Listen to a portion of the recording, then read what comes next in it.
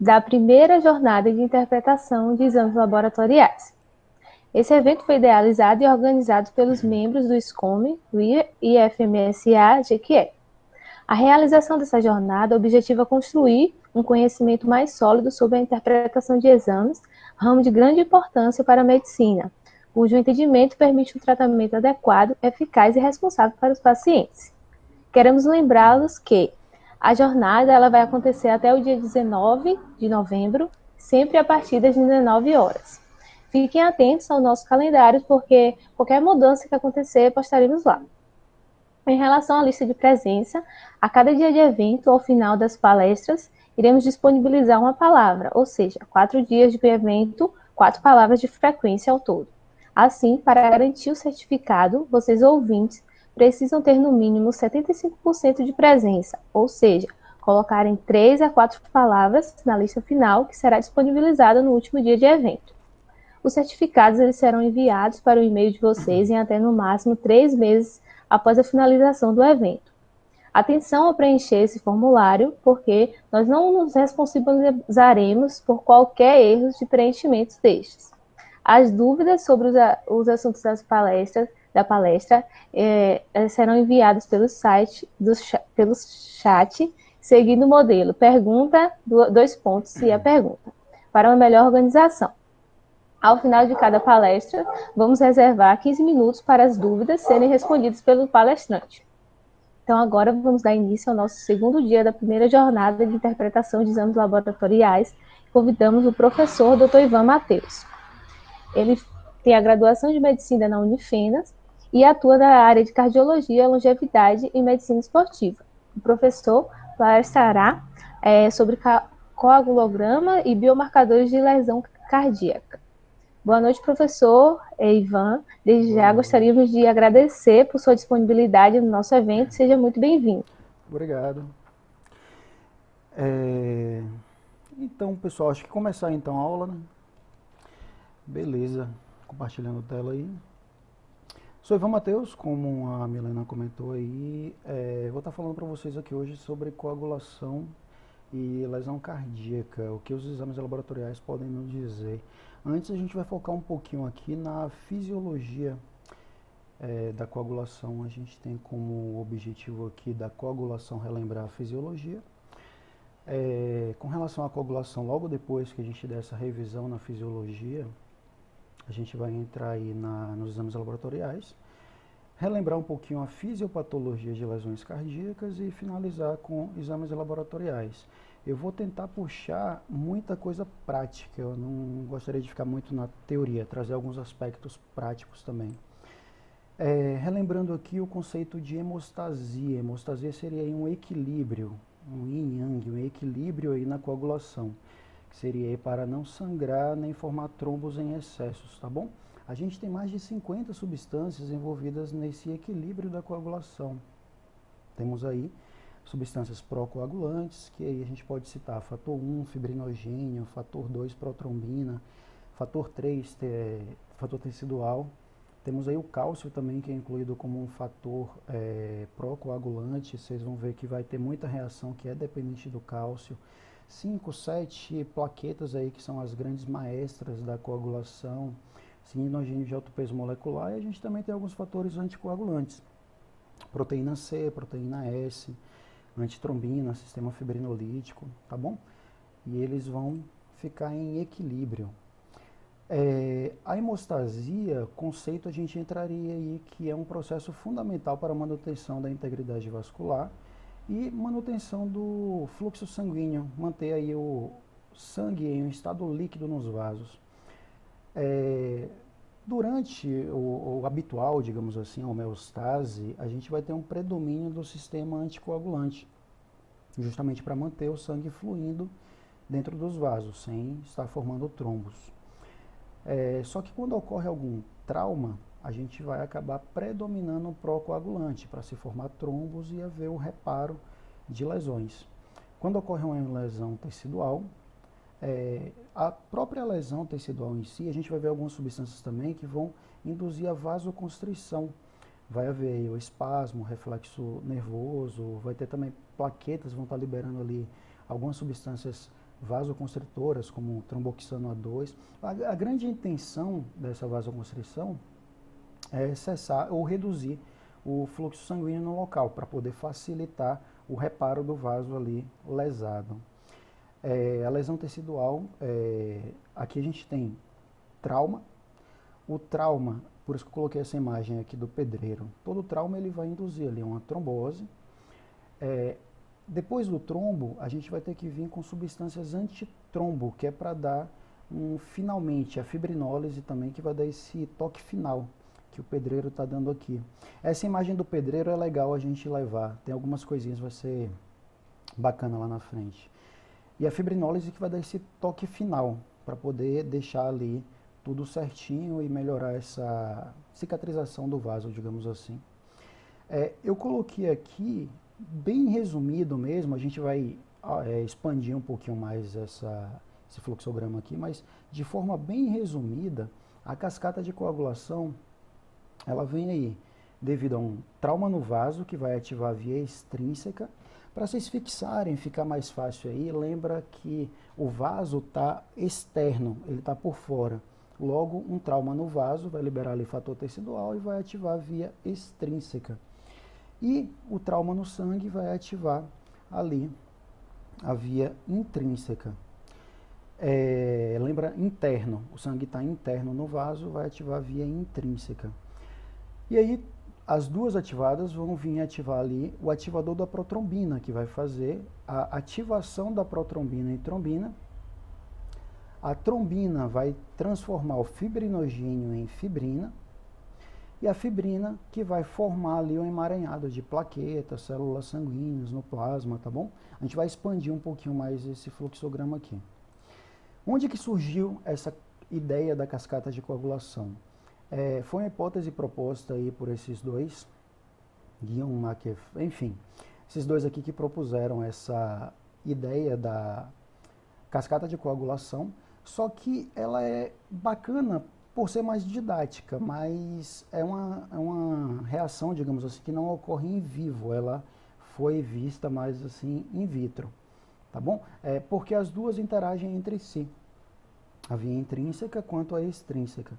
E por interagir, acaba que não é uma coisa tão viável quando se fala realmente do funcionamento independente. As duas vão estar interferindo na outra. Entrando aqui nas grandes maestras da coagulação, a gente tem aí as plaquetas. Plaquetas, lembrando aqui, elas vêm dos megacariócitos lá da medula. Elas não possuem núcleo. A meia-vida delas aí é de 8 a 12 dias. Elas têm aí sistemas enzimáticos que vão sintetizar prostaglandinas, e essas prostaglandinas vão ter reações vasculares. Entra ali naquela vasoconstrição que foi citado. Tem também o tromboxano, que além de também ter ação vasoconstritora, junto com a ADP também vai ativar plaquetas vizinhas para formar o tampão plaquetário. Temos também glicoproteínas de revestimento.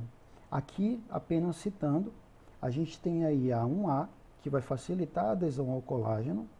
Temos a 1B, que ela está alterada nessa síndrome de Bernard-Soulier.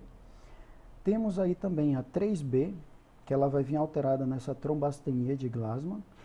Essas três eu apenas citei. A que é mais importante entre elas é a 2B3A. Essa glicoproteína que causa adesão ao fator de von Willebrand, ela vai servir como ponte de fibrinogênio. No próximo slide tem uma imagem ilustrando isso. Vou citar um pouquinho mais a ela à frente. A gente nota aqui também na plaqueta que vai ter moléculas de actina, de miosina, porque a plaqueta, quando ela está formando ali o tampão plaquetário, ela vai emitir pseudópodos, e isso vai alterar a forma dela. A gente tem também aqui grânulos eletrodensos, aqui em cima. Eles são menos numerosos, eles vão armazenar aí cálcio. Temos também aqui os grânulos alfa, que vão ser mais numerosos, e eles armazenam aí fatores de coagulação. Temos aí lisosomos também, que vão ter enzimas hidrolíticas. Temos também mitocôndrias aqui pelo meio, que vai sintetizar ADP, ATP. A ADP também tem uma função de ativar vizinhas. E também temos fatores de crescimento aqui. Os fatores de crescimento são importantes porque o objetivo depois da lesão desse emaranhado de plaquetas é justamente a cicatrização do vaso. E esses fatores de crescimento vão acabar ativando células do endotélio vascular, ativam ali também células musculares, ativam fibroblastos para poder fazer o reparo do vaso que foi lesado, ok? E aqui, via de ativação de plaqueta. Como eu citei, aquela glicoproteína 2B3A é importante nessas pontes de fibrinogênio. Essas vias de ativação também é onde vão atuar medicamentos que a gente utiliza muito na prática. Por exemplo, o clopidogrel, prasugrel, ticagrelol, eles vão atuar na via de ADP, vão inibir essa via de ADP. O AS ele vai atuar aqui nessa via do tromboxano A2, ele vai inibir a ciclooxigenase e de forma irreversível, só lembrando aqui. E os antagonistas da glicoproteína 2B3A, o abciximab, epifibatide, tirofiban, eles vão antagonizar essa glicoproteína. Quando que a gente utiliza esse perfil de medicamento? O cara ali infartou, está com supra de ST, você já vai entrar com clopidogrel, AS, heparina, e mandou para a hemodinâmica. Lá na hemodinâmica, o hemodinamicista vai fazer o cateterismo dele e vai ver que tem muito trombo. E aí, com muito trombo ali, ele vai acabar fazendo, quando tem uma alta carga de trombo, ele vai jogar essa glicoproteína 2B3A. Coagulação. De novo aquela imagem. Basicamente, o que vai acontecer nessas duas vias são substâncias que, por proteólise, elas em sequência, elas vão, uma quebrando a outra por proteólise, vai acabar resultando aí na geração da trombina, que vai converter o fibrinogênio solúvel em fibrina. E a fibrina vai infiltrar esses emaranhados. Ok? O coágulo ele é formado por uma malha de fibras de fibrina que vão reter essas células aqui e vão se aderir a essas superfícies. A gente vai formar esse emaranhado aqui. Logo depois que ocorre esse emaranhado, você vê ali que tem a actina, a fibrina também, ocorre uma retração desse coágulo para poder eliminar o soro. E aí, lembrando novamente, a extrínseca é do vaso e a intrínseca do sangue. Via extrínseca, aqui ela de forma mais detalhada. Quando ocorre lesão do vaso vai liberar ali o fator tecidual. Esse fator tecidual, ele vai se ligar ao fator 7 e vai ativar esse fator 7.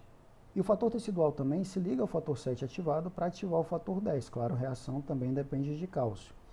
Fator 10 ativado vai, junto com cálcio, fator tecidual e fator 5, vai estar formando ali esse ativador da protrombina. Um detalhe importante aqui é esse feedback, que a gente tem onde a trombina potencializa fator 5 e um feedback positivo, que vai gerar aí mais ativação vai acelerar essa reação, digamos assim.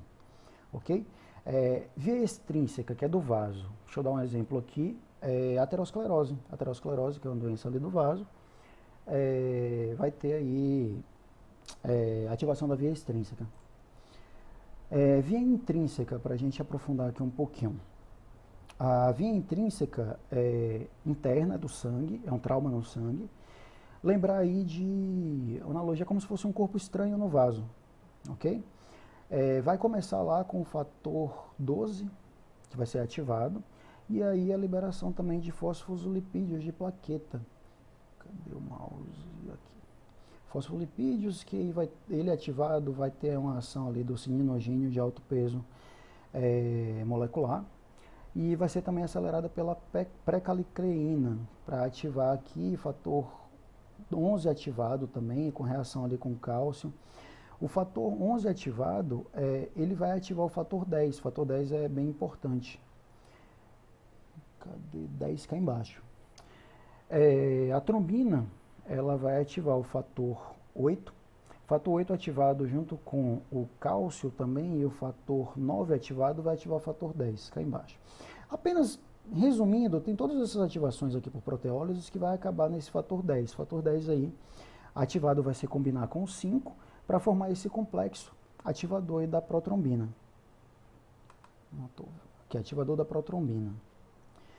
E Bacana a gente ver uma diferença entre a intrínseca e a extrínseca, seguindo aqui para lembrar, a intrínseca interna do sangue.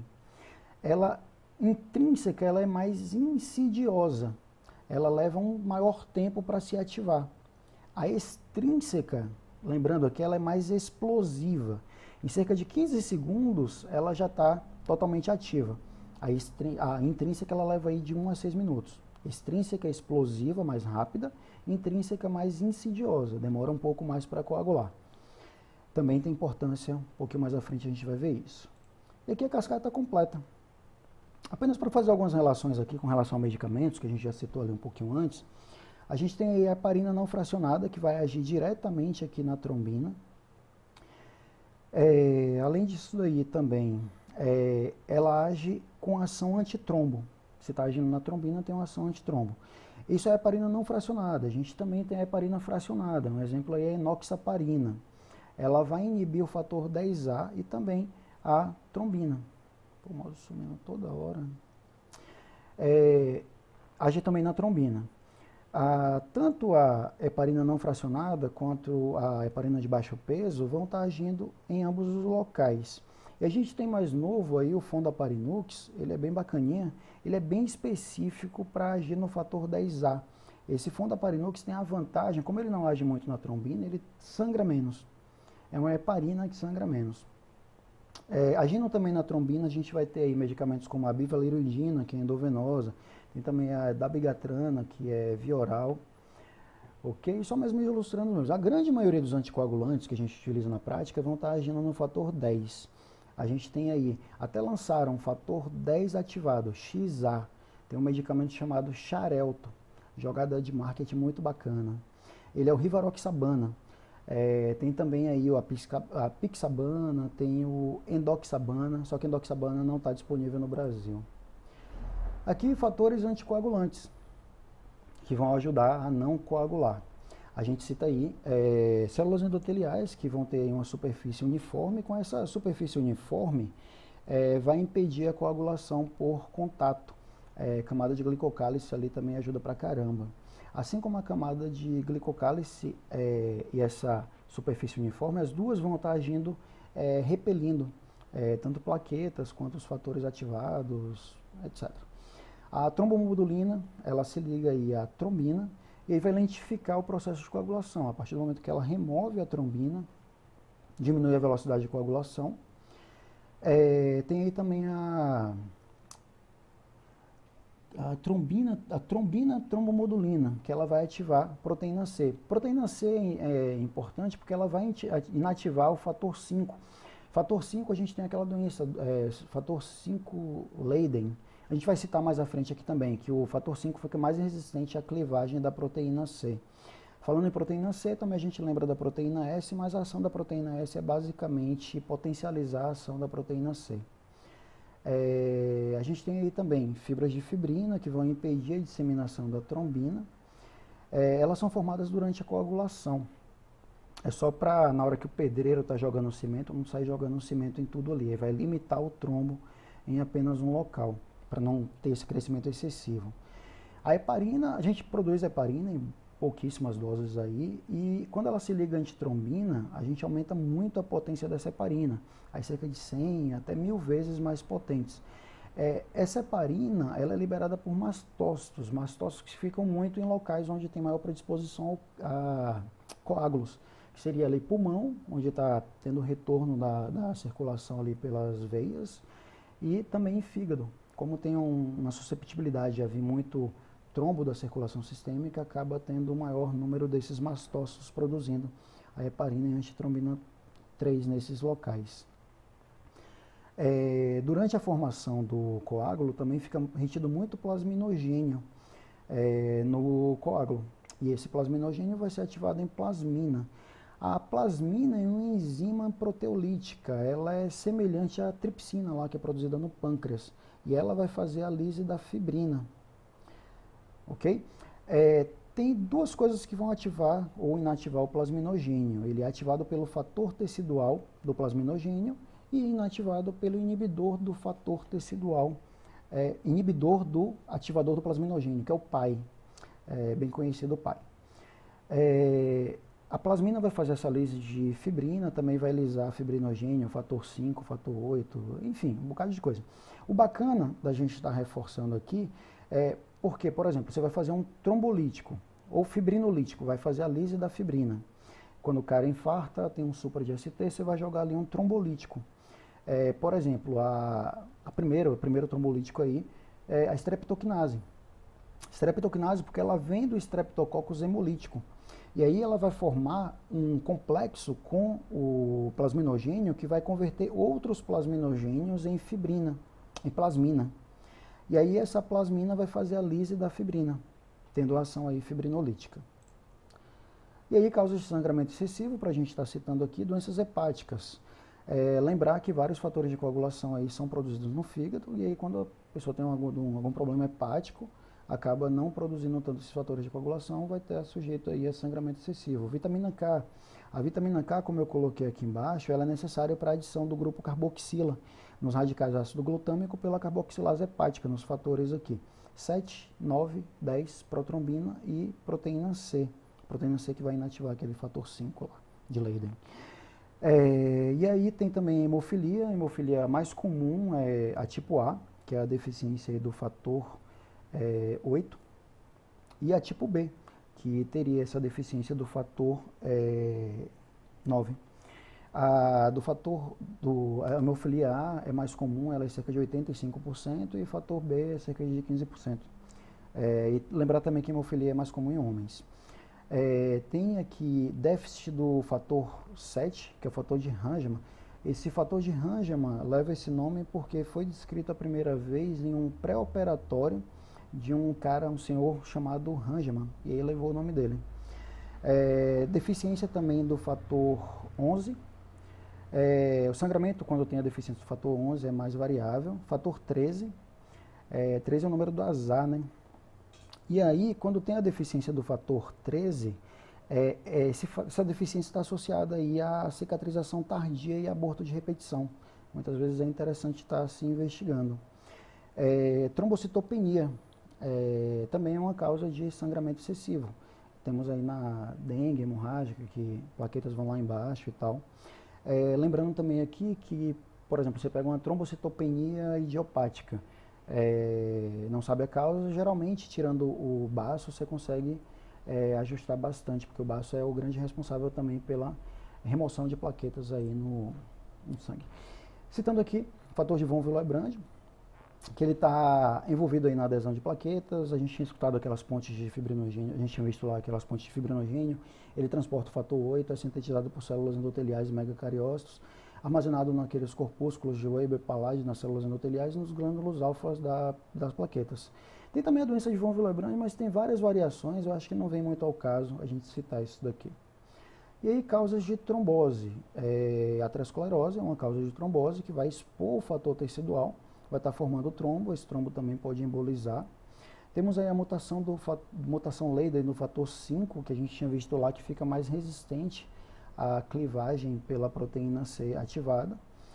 Isso daqui vai chegar a aumentar 5 a 8% o risco de trombose, mas cerca de 10% mais ou menos das pessoas podem apresentar uma trombose ao longo da vida. Deficiência da proteína C, que acaba que não vai inativar o fator 5 normalmente. Temos aí deficiência também de antitrombina, deficiência da proteína S, nível aumentado aí do fator 8, fibrinogênio, homocisteína, anticoagulante lúpico, tratamento de pessoas que usam contraceptivos, trombocitopenia induzida por heparina, o HIT é um motivo pelo qual a gente geralmente não usa uma heparina não fracionada por mais de 48 horas, porque pode induzir essa HIT. Gravidez também é uma das causas que aumenta o risco de trombose, cirurgias, neoplasias, desidratação, obesidade, enfim. E finalizando aqui essa parte da coagulação, a gente tem aí CIVD, que é uma síndrome mais complexa, que é associada no mesmo quadro, trombose e hemorragia. Apenas para citar aqui mesmo, que mistura os dois. Pode causar aí tanto trombose quanto hemorragia, e geralmente é causa secundária, mais comum aí dentro de UTIs. Sepse pode estar causando, acidoses, neoplasias, Covid, grandes queimados, picadas de serpentes. É uma ativação sistêmica da coagulação. E aí acaba formando vários trombos difusos aí pelo organismo, e isso, por consumo desses fatores procoagulantes, acaba causando um sangramento. O fibrinogênio ele é bacana para monitorar, você fazer dosagens para ver a evolução da CIVD. Ele vai estar mais elevado no início e depois, com o consumo, ele vai diminuindo. A gente também pode observar aí um prolongamento variável no TP, TTP, a gente vai citar esses exames à frente, tempo de trombina, mas são exames mais inespecíficos, não tem muita relação para diagnosticar exatamente a CIVD. Trombocitopenia também, nos exames a gente pode ver uma coisa mais inespecífica, proteína C e proteína S a gente pode dosar, também vai estar diminuída, e o dedímero aí vai estar elevado. E falando em exames laboratoriais, no geral, para avaliar coagulação, exames que podem ser úteis, aí a gente tem o hemograma, que pode estar avaliando trombocitopenia, a gente também pode ver aí no hemograma sugestivo aí de leucemias, entre outros. Temos o tempo de coagulação, tem mais interesse histórico, acaba que não é tão utilizado hoje na prática, apesar de que interior a gente ainda vê muito, fazendo uso desse tempo de coagulação, onde você retira ali o sangue na seringa e vai balançando, vê em quanto tempo que ele coagula. Habitualmente, coagula em 6 a 10 minutos, ok? Ele não tem fator tecidual. Como a gente só coleta o sangue, ele leva 6 a 10 minutos. Ele é interessante para avaliar a via intrínseca. Se não houver nenhum daqueles fatores de coagulação da intrínseca, ele vai acabar demorando mais do que esses 10 minutos para poder coagular. Aqui para a coleta também dos exames, são utilizados anticoagulantes para fazer análise de laboratorial. A gente utiliza esses anticoagulantes porque não dá para analisar um sangue coagulado. Aí é utilizado a heparina, podemos utilizar também aí o oxalato. O oxalato ele vai reagir com o cálcio e aí vai diminuir a biodisponibilidade do cálcio. Como a gente viu que o cálcio é necessário para várias reações, acaba que não vai deixar o sangue coagular quando a gente utiliza aí o oxalato. A gente também pode estar usando o citrato. O citrato é legal lembrar que ele vai deixar o cálcio da forma não ionizada, tá bom? Vai tornar o cálcio não ionizado. E sem o cálcio não vai haver coagulação. Ele é utilizado na questão de bolsas para transfusão sanguínea, hemoderivados. É bacana isso daqui porque, assim, como ele é metabolizado pelo fígado, em pessoas hepatopatas, se a gente fizer uma alta transfusão aí de sangue, vai muito citrato. E aí, nesse hepatopata, não vai conseguir metabolizar. E aí pode haver excesso de citrato, deprimindo o cálcio. Isso pode gerar tetania, até morte pode estar ocasionando isso, pode estar acontecendo, secundário a isso. Temos aí o tempo da protrombina, para a gente estar avaliando aí fatores 7, 10, 5, protrombina, fibrinogênio. Como que é feito? Ela vai ser coletada, a gente coleta o sangue, vai jogar o oxalato, oxalatando aí o sangue, e aí vai diminuir a disponibilidade do cálcio. Logo depois a gente joga fator tecidual. Se joga o fator tecidual, a gente vai estar avaliando qual via. Externamente o fator tecidual está ali no vaso, vai avaliar a via extrínseca, ok? Aqui no gráfico a gente vê uma relação do tempo. E aí depois que a gente joga esse fator tecidual, a gente vai analisar o tempo até haver ali a coagulação. Aqui está uma relação apenas da concentração de protrombina e o tempo de protrombina. Quanto menor a concentração, maior o tempo da coagulação. E esse tempo até coagular é o tempo da protrombina. Só que assim, é muito variável. O sistema analítico pode variar, o fator tecidual também não é bem padronizado, e aí acabaram criando a proporção normatizada internacional, ou o RNI. E aí o RNI ele vai comparar o tempo de protrombina da pessoa, da amostra, com o tempo do controle. E o RNI a gente utiliza muito na prática, por exemplo, para o uso das pessoas que fazem uso do Marevan para controlar, que a gente busca manter um RNI em torno de 2 a 3, geralmente, contra a fibrilação atrial, alguma coisa do tipo. E quando você coloca, por exemplo, uma válvula mitral mecânica, aí a gente precisa ajustar entre 2,5 e 3,5. Isso só a comparação, quantas vezes o valor do controle. O RNI, quando ele está mais alto, ele vai indicar um risco de sangramento, e o RNI mais baixo, ele vai indicar um maior risco de tromboses. Tempo de tromboplastina parcial, esse ativado, a gente vê muito TTPA, só que esse ativado é meio obsoleto, porque não existe nenhum TTP não ativado. A ativação é pelo uso desses reagentes aqui. É aspecto técnico isso daí. Porque após a coleta, a gente vai adicionar aí o citrato vai lá reagir com o cálcio, não deixando ele ficar ionizável, e logo depois a gente adiciona esse ativador. Adicionando esse ativador aqui, cefazolina, aqui só alguns exemplos, no cálcio, a gente vai ativar o fator 12. E aí, ativando o fator 12, a gente vai analisar o tempo até coagular e a gente vai ter o TTP, devido a esse ativador que muitas vezes é chamado de TTPA. O fator 12, lembrando aqui, ele é da via intrínseca, logo TTPA ou TTP, ele é melhor para avaliar a via intrínseca. O valor de referência é de 22 a 34 segundos aí.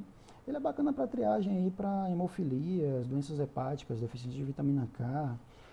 A gente também monitora no uso da heparina. Enfim. E aí temos também outro exame, o dímero D. Agora com Covid está sendo muito utilizado. O dímero D ele é um marcador direto da fibrinólise, ele é um subproduto da degradação da fibrina. Ele é um marcador direto da fibrinólise. Ele tem baixa especificidade, ele é muito sensível, mas tem baixa especificidade. A gente tem que lembrar que também outras patologias, não só tromboses, podem alterar aí o D-dímero.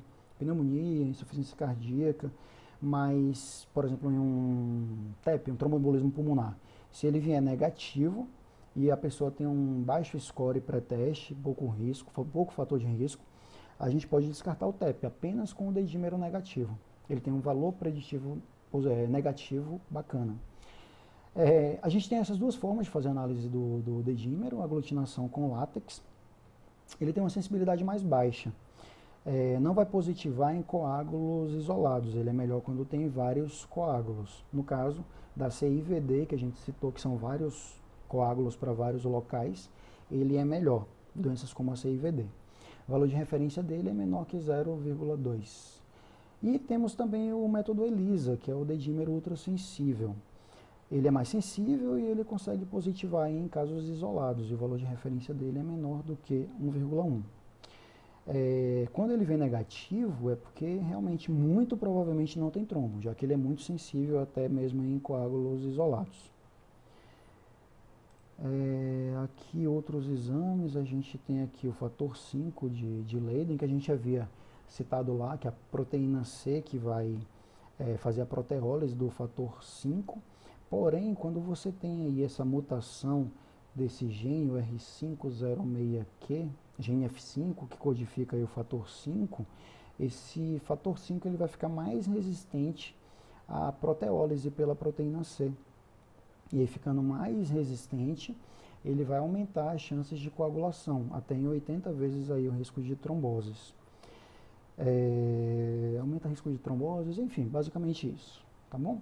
Só citando aqui alguns outros exames também, temos aí o fibrinogênio, a gente consegue dosar o fibrinogênio. É o fator mais abundante, ele é útil para monitorar a CIVD.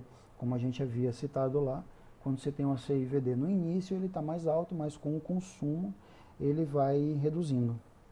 Ele também pode estar elevado em pessoas mais idosas, é comum estar elevando, também eleva em em processos inflamatórios também. Temos aí também a antitrombina, que o valor de referência dela é uma atividade entre 75% e 125%. Ela também é conhecida como antitrombina 3. Ela é indicada para a gente estar investigando aí trombofilias congênitas e também serve como um prognóstico na CIVD. Valor de referência, não, tranquilo. A gente tem aí também proteína C, a gente consegue dosar ela. Proteína C, lembrando que ela é dependente da vitamina K, e que ela faz a proteólise lá do fator de 5, do fator 5 Leiden está mais resistente à proteólise pela proteína C, e também faz a proteólise do fator 8. ela vai ser importante porque ela é dependente da vitamina K. E quando a gente inicia um tratamento, ela tem meia-vida curta aqui e está elevada nessas situações. Por ter meia-vida curta, quando a gente inicia um tratamento, como por exemplo um Marevan, que ele antagoniza a vitamina K, no início do tratamento, ela diminui a proteína C. Por diminuir, o início do tratamento com anticoagulante Marevan pode haver um maior risco de tromboses, devido à queda da proteína C. Aí o que a gente costuma fazer, trazendo aqui para a prática, a gente vai iniciar um Marevan. A pessoa fez uma cirurgia e aí logo depois a gente vai ter que usar algum tempo ali um Marevan. A gente costuma fazer uma ponte. Fica um tempo usando ali a heparina, por exemplo, e aí quando você normaliza, bota ali o RNI no nível que você quer, aí você suspende a heparina, para ter uma maior segurança de não terminar uma cirurgia, entrar só com Marevan e aí haver maior risco de tromboses. A gente também utiliza como pontes, por exemplo, a pessoa já faz o uso do Marevan diariamente e aí vai fazer alguma cirurgia. A gente não suspende o Marevan para depois iniciar, a gente faz uma ponte com a heparina, que tem uma maior segurança quando a gente vai mexer nessa questão do uso dos anticoagulantes. Ele também pode estar elevado em diabetes, síndrome nefrótica, cardiopatia isquêmica de idosos, heparina, diminui aí na deficiência congênita. Essa deficiência congênita da proteína C é interessante. Não, beleza. É interessante essa deficiência congênita da proteína C porque tem uma alta incidência em europeus, é mais ou menos em 1 para 500 pessoas de origem europeia. Doenças hepáticas aí também pode haver essa alteração aí na proteína C, já que ela é produzida lá no fígado pela vitamina K, enfim.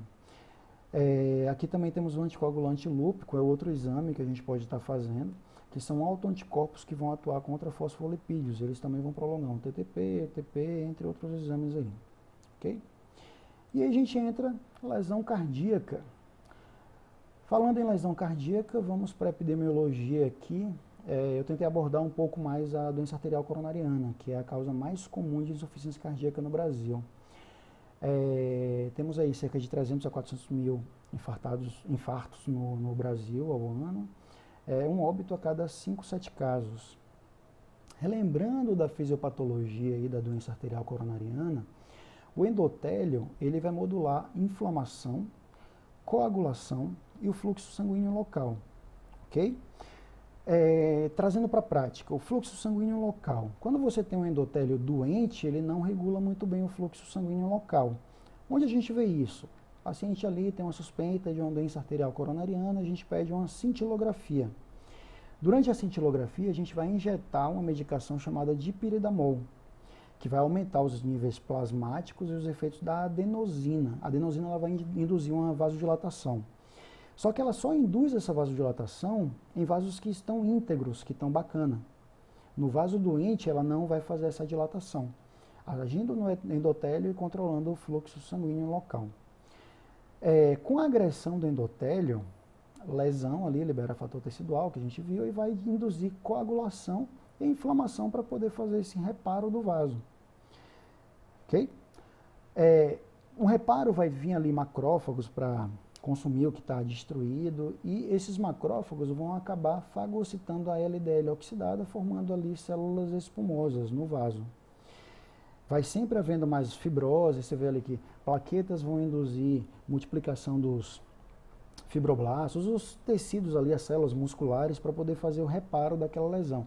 Só que essa inflamação vai se tornando ali algo mais crônico e vai induzindo a formação dessa aterosclerose. Ok? A gente pode ter o remodelamento da lesão de duas formas, aqui só de curiosidade, excêntrico ou concêntrico. Excêntrico é quando essa remodelação ela vai para fora, digamos assim, ela vai crescendo para fora. E a gente tem o concêntrico, que seria mais quando essa lesão aterosclerótica ela cresce para dentro. É muito comum o diabético ter esse padrão concêntrico, por isso a gente costuma falar que diabético tem aí um vaso fino. Aqui, só para ilustrar mesmo essa questão da placa mais estável, tem um menor conteúdo desse conteúdo lipídico, chamado lipídico aqui, no interior, e na placa instável ela está mais susceptível. Como vai havendo essas metaloproteinases, conforme você vai fazendo a cicatrização ali do vaso, as metaloproteinases vão destruindo a elastina e o colágeno. Conforme vai destruindo, vai se formando esse pus aqui dentro, que é justamente essa ideia que eu quero que vocês levem. A inflamação, a gente tem aqui os sinais de inflamação: calor, rubor, edema, dor e perda de função.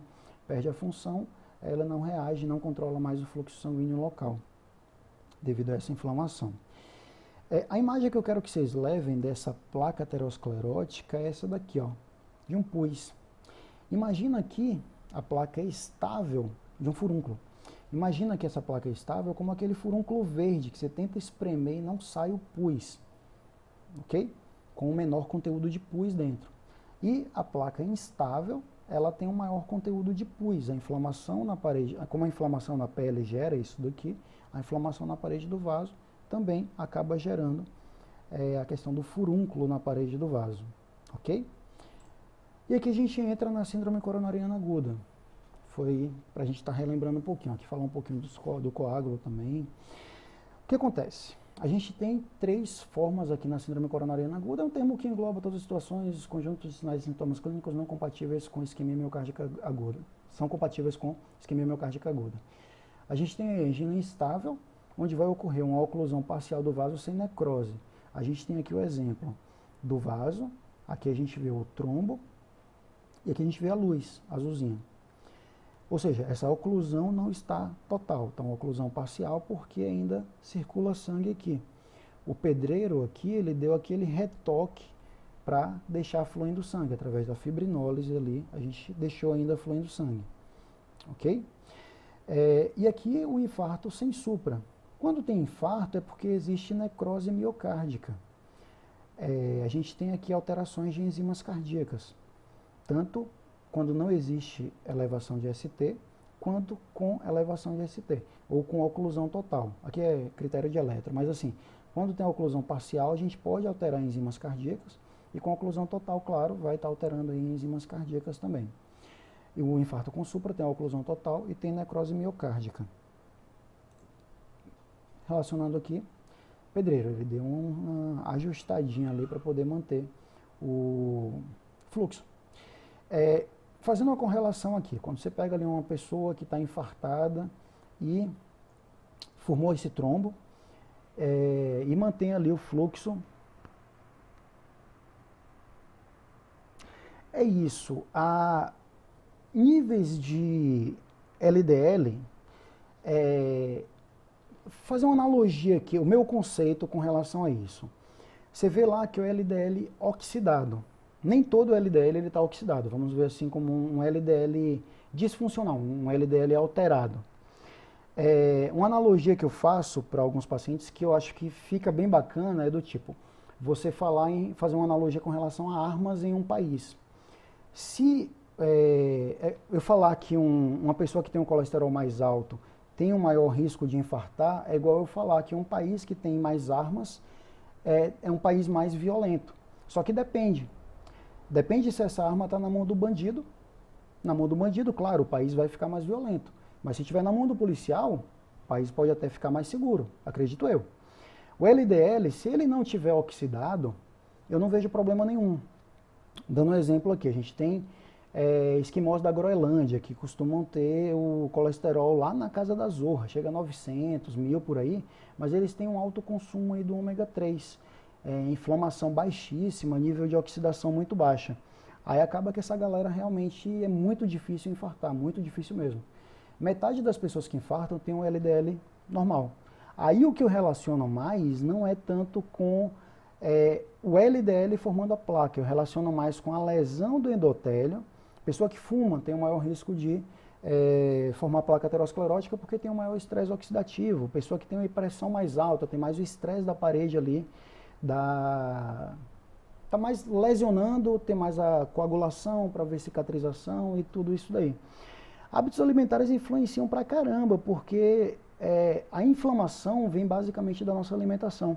Tem até um livro, eu consegui esses dias, de cardiologia do Massimo Fioranelli, um italiano. Tem um capítulo falando sobre desbiose, que é inflamação causada aí pelo intestino, que é nosso maior foco de inflamação. Voltando aqui, estava falando com relação ao pedreiro. De repente, Você tem ali uma pessoa que teve um infarto sem supra, e eu espero que tenha esclarecido. Se não esclareceu, você manda aí que a gente responde aqui. A gente tem ali um infarto sem supra e está mantendo o fluxo. Você chega, essa pessoa está sem supra, e aí vem aquela questão. Fazer trombolítico ou fibrinolítico não é indicado porque ali o pedreiro ele já está trabalhando para poder manter o fluxo sanguíneo para o coração. E está mantendo o fluxo sanguíneo. A partir do momento que você faz um trombolítico, que vai destruir esse trombo, onde está, digamos assim, passando sangue, você joga você raspa esse cimento aqui para poder deixar certinho, expõe mais fator tecidual, e aí você está sujeito a formar novo reparo aí pelo pedreiro, e esse novo reparo pode evoluir com um trombo que vai ocluir totalmente ali a artéria. Ou seja, se tem um fluxo, você mantém o fluxo. Logo, pessoas que têm ali um infarto sem supra, ou que não infarto altera aqui enzimas, mas um infarto onde mantém o fluxo sanguíneo, não é indicado fazer trombolítico, porque senão você pode, logo depois do trombolítico, evoluir com oclusão total. Aí por isso a gente só usa trombolítico realmente quando tem oclusão total do vaso. Beleza? Seguindo aqui. E aí, falando em infarto, a gente vai falar sobre marcadores de lesão cardíaca. Assim, quando a célula muscular, quando tem ali a oclusão do vaso e aí a célula muscular ela entra em sofrimento, ela é danificada, ela perde a integridade e vai liberar essas enzimas ali no sangue, que é o que a gente vai dosar. Lembrar que o diagnóstico ele é clínico, do infarto ele é clínico, tá bom? Eletro é incluído, mas para a gente o eletro faz parte do exame clínico, eletro para todo mundo basicamente. Basicamente anamnese, exame físico e eletro, a gente não pode ficar esperando enzimas cardíacas para poder dar um diagnóstico. Ele é útil na confirmação, por exemplo, quando existe alguma dúvida, ou as enzimas cardíacas são interessantes. Ele vai estar confirmando ou afastando. Aqui a gente tem a cinética das enzimas, aí, a troponina, que tem uma meia-vida mais longa. Temos aqui a mioglobina, o serviço que eu fiz a cardio, até a gente fazia dosagem. Ele é bacana, a mioglobina, a gente vai citar um pouquinho mais à frente. Mas aqui a meia-vida dela é mais curta, ela é liberada logo no início. Quando chega uma pessoa com suspeita de infarto, a troponina ela leva um tempo para poder subir. A mioglobina é mais rápida. Muitas vezes a gente usa como um valor preditivo negativo para descartar aí a questão do infarto, logo na fase inicial. Claro, eletro, exame físico, etc. é o mais importante, tá bom? Troponinas aí vão ser os preferidos, só que demora um pouco mais para subir. Troponinas são os mais específicos aí para o coração, tá bom? Se tiver negativo aqui a troponina, bem na fase inicial, ela não vai excluir o diagnóstico. E outra coisa também, cadê?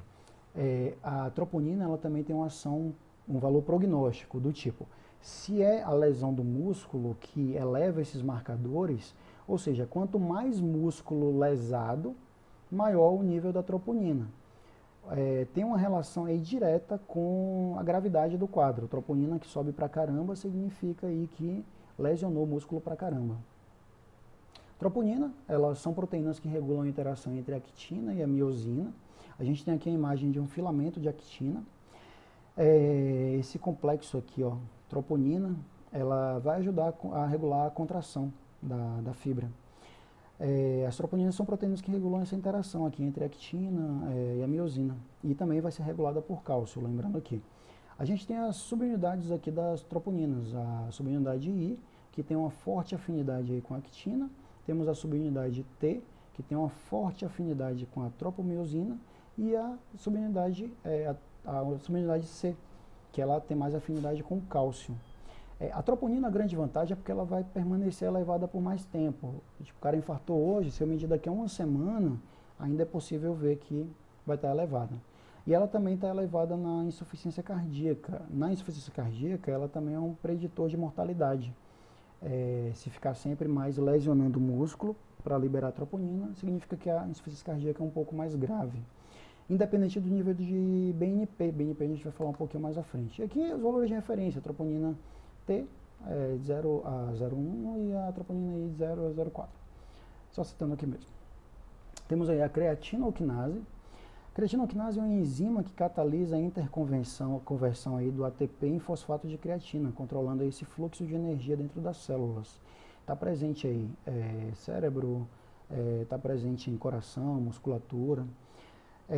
Temos aí 3 principais isoenzimas, que é a CKBB, que está mais presente no cérebro, CKMB, que está mais presente aí no coração, e a CKMM, que está mais presente na musculatura. A CKMB representa aí 40% da CK cardíaca. A CKMB ela é mais inespecífica, lesões em outros locais ali, ela pode estar alterando. Por exemplo, quando você tem um AVC, distrofias musculares, esclerose lateral amiotrófica, queimaduras também ela altera. Ela não é muito específica para o coração, não. Ela está tendendo a ser, a CKMB está tendendo a ser menos utilizada. E o valor de referência é 4,4. A troponina vem substituindo muito bem a creatinoquinase. Uma coisa que a gente fazia muito é o cálculo entre a relação da CK total e a CKMB. Esse cálculo melhora um pouco a especificidade, só que é às custas da sensibilidade. Por exemplo, o cara que tem uma lesão tanto muscular quanto cardíaca também. Mas a relação que a gente buscava era CK dividido por CKMB. Se menor que 4% dessa relação aqui, aí sugere mais que seja uma lesão em musculatura periférica. Se a relação tiver maior que 25, aí sugere-se mais macromoléculas. E aí é uma relação que está entre 4% e 25%, é que a gente consideraria aí o exame mais positivo. Mas atualmente não tem sido tão recomendável isso daí não. E a mioglobina, como eu havia citado ali no início, ela é uma hemoproteína transportadora de oxigênio citoplasmática encontrada no músculo esquelético e cardíaco. Por isso ela também não é tão sensível. Só que ela é um marcador precoce da lesão. Em até 1 hora, mais ou menos, ela já está liberada. Só que não é muito específico, como eu havia dito aí. Ela tem um valor preditivo negativo bacana, do tipo, você está ali com a suspeita de infarto e ela veio negativa, você pode utilizar para poder descartar o infarto. Como ela se eleva muito rápido, mas na prática realmente não é uma coisa muito utilizada não. Cardio a gente tem poucos exames assim, é mais eco, enfim, mas adiantando aqui com relação a BNP, a gente tem também o ANP. O BNP ele leva esse brain aqui porque foi isolado a primeira vez no cérebro de porcos. Nenhuma pergunta? No cérebro de porcos, e aí por isso foi dito esse nome, mas hoje em dia a gente considera mais o peptídeo natriurético do tipo B. E tem do tipo A também, que é liberado pelo músculo atrial, mas na prática a gente utiliza mais o BNP, o A não é tão utilizado não. Ele é liberado pelos miócitos em resposta ao estiramento, pancada nos miócitos gritando aí, socorro, eles estão liberando esse BNP, ok? E ele tem aí poderosos efeitos diuréticos, natriuréticos, eles também relaxam a musculatura lisa e o valor de referência dele é menor que 100. Ele tem um valor prognóstico na insuficiência cardíaca NIRA 3 e 4, vendo a questão de gravidade, se o BNP estiver mais elevado, a insuficiência cardíaca pode ser mais grave. Valores menores que 100 excluem insuficiência cardíaca como uma causa de falta de ar. O cara chega ali no pronto atendimento, falta de ar, você está com dúvida se é insuficiência cardíaca ou não, pedindo o BNP e vindo negativo, aí dá para a gente excluir a insuficiência cardíaca. Lembrando que tem algumas causas de problemas cardíacos que o BNP pode não alterar, por exemplo, um tamponamento. O tamponamento não está estirando os miócitos, está havendo uma compressão ali. Maiores que 400, o nível do BNP, 95% de chance aí de ser insuficiência cardíaca, ok? Quando o cara infarta e logo depois você vê um BNP mais elevado, ele vai ter aí um prognóstico mais reservado, maior gravidade no caso quando tem um infarto e ainda altera ali o BNP. Não, basicamente isso. O ANP, como eu estava falando, ele não tem muita utilidade na prática, mas também é liberado pelo átrio aí em resposta ao estiramento. Só fechando aqui a aula, alguns pontos gerais aqui. Na insuficiência cardíaca, de exames laboratoriais também que a gente pode ver em doenças cardíacas, na insuficiência cardíaca vai haver uma hipervolemia e aí a gente pode ver um hemograma com uma hiponatremia, com anemia, ok? A hemograma com anemia, a gente vai acabar agravando ainda mais a falta de ar, já que é as hemácias que vão fazendo o transporte ali do oxigênio. E a hiponatremia, que a gente pode ver é a dosagem do sódio sérico, também causada pela hipervolemia. A hiponatremia ele é um preditor de mortalidade na insuficiência cardíaca. A pessoa apresentou hiponatremia tem uma mortalidade mais alta. Lembrar aqui também que congestão hepática, que pode acontecer na insuficiência cardíaca, com congestão hepática a gente pode ter exames de função hepática alterado. E como altera a função hepática, a gente também acaba alterando a produção dos fatores anticoagulantes ou procoagulantes, e aí vai alterar a fibrinogênio, a RNI, como a gente já viu aí no início da aula.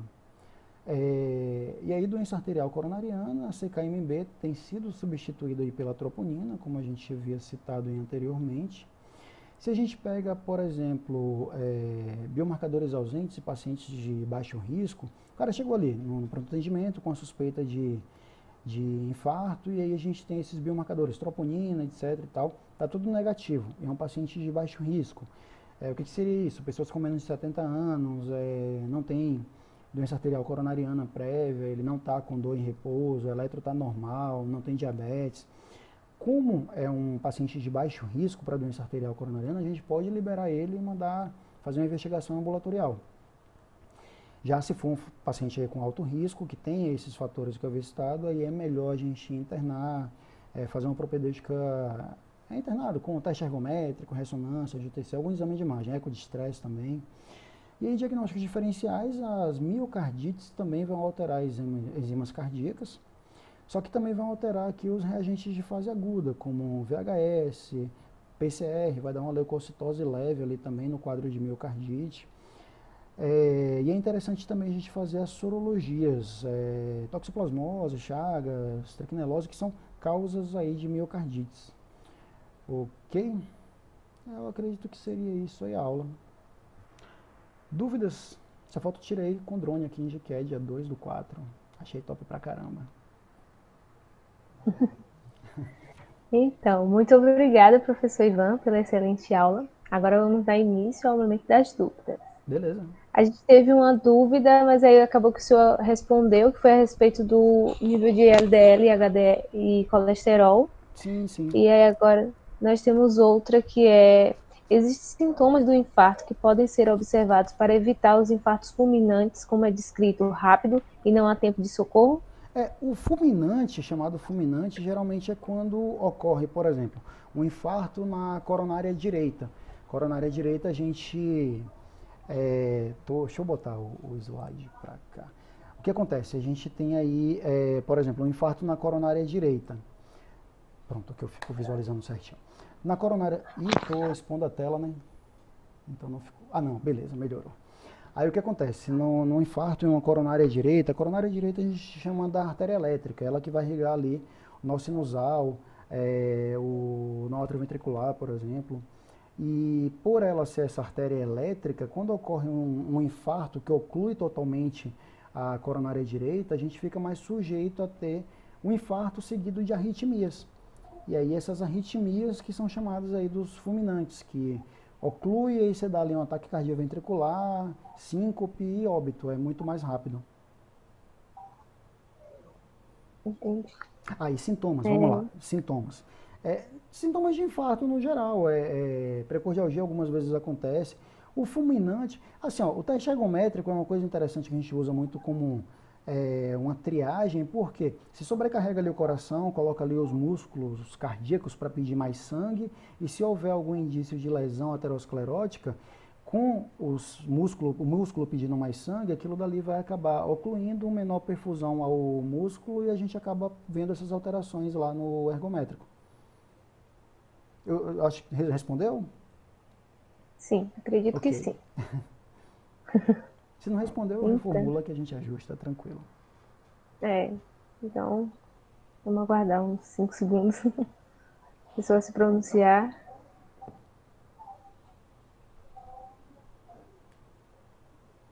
Eu acredito que não, que tenha selado as dúvidas. Então, professor Ivan, nós agradecemos a sua disponibilidade por ter contribuído de forma tão brilhante para o nosso evento. Muito obrigado, Foi boa uma hora noite. certinho, bacana. Eu que agradeço. Qualquer dúvida, estou à disposição. Então, gente, chegamos ao fim do nosso segundo dia da primeira jornada de interpretação de exames laboratoriais. Muito obrigada a todos vocês que permaneceram conosco até o momento. O nosso próximo encontro será amanhã, a partir das 7 horas. Continue acompanhando as informações que estão sendo